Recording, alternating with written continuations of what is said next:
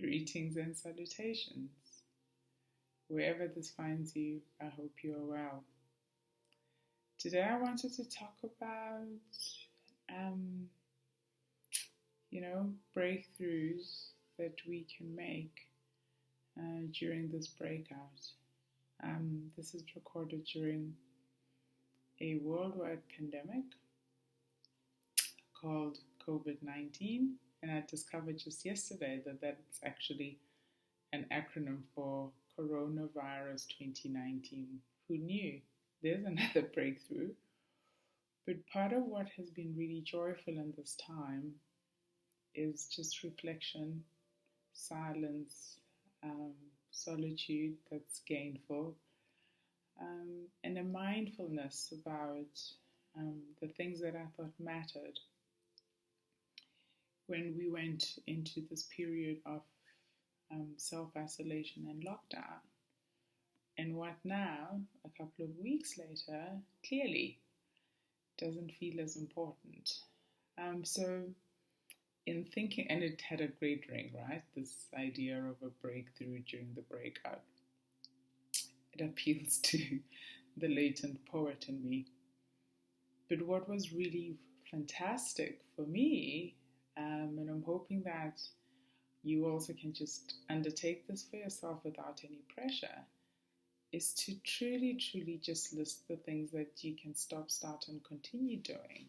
I am defiantly optimistic that on the other side of this, human nature will be kinder, it will be more compassionate, it will be more patient, loving, accepting, less fearful, less judgmental, and just whinge less, because in the bigger scheme of things, many of us who have the luxury to whinge do it from a place of great comfort.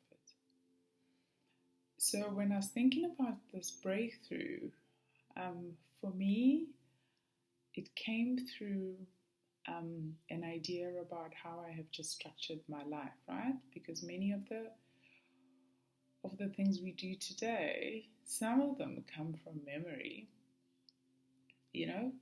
some of them come from a lived experience, they come from history, and if the history was bad, it becomes something we avoid. If the history was good, it becomes something we repeat.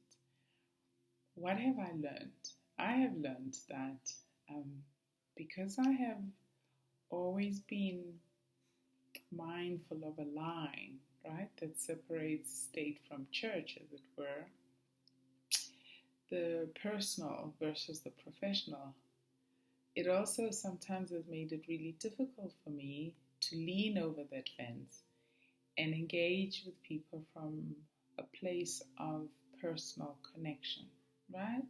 Where does that come from, you may ask? Because I've had instances in the past where, in extending myself personally, some people, not the whole population of the world, but some people have taken advantage of that. So they either have used my emotional accessibility to cause me harm, or to repeat things said in confidence in public, to bring shame to me in one way or another.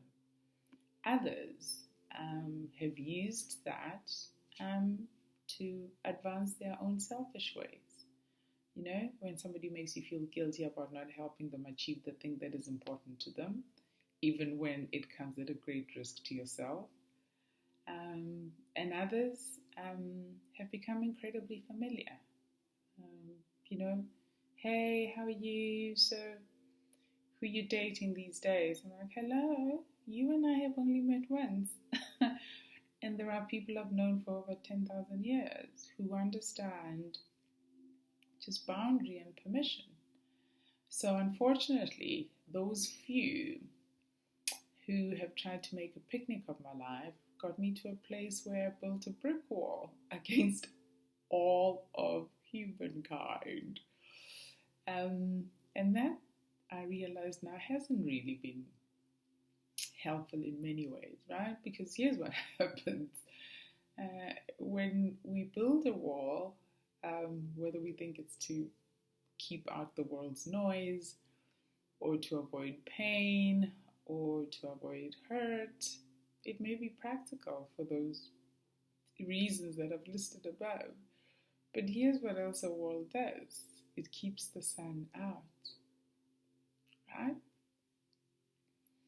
So for a while you may feel protected because everything in this environment you can control. You think you can anticipate moves. You know, if you think a brick wall is about to fall off over there, you can reinforce that. But the flip side of that is it keeps out sun rays, you know? Sun rays from people who may be well-intentioned, for people who may be like-spirited, for people who may be accepting, compassionate, and fully accepting of who you are, warts and all. So my breakthrough during this breakout has been how I need to break down some of the walls that no longer serve.